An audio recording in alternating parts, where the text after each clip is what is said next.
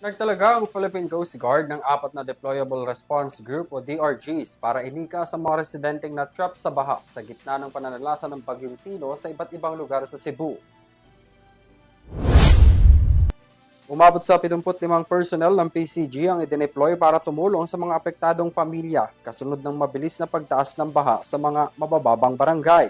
Binubuo ang kada isang team ng 14, 21, 18 at 21 kung saan ipinadala ang mga ito sa Liloan. Sinuportahan naman ng isang team na may 22 personnel ang transportation sa mga komunidad na lubog sa tubig, partikular na ang Barangay Umapad, Mandaue City, sa pakikipag-ugnayan sa kapwa first responders. Ang 18 naman rito ay ipinadala sa Barangay Biasong, Talisay City upang sagipin ang mga residenteng natrap sa baha. Upang suportahan ang patuloy na operasyon, ang DRG's Team 4 na binubuo ng 14 na tauhan ay inactivate bilang karagdagang puwersa sa Barangay Biasong upang mapabilis ang paglikas ng mga apektadong pamilya. Patuloy na sinusubaybayan ng Coast Guard District Central Visayas ang sitwasyon at nakikipag-ugnayan sa mga lokal na otoridad para patuloy na pagliligtas, pagtulong at mga operasyon sa pagbangon habang nagpapatuloy ang epekto ng Bagyong Tino.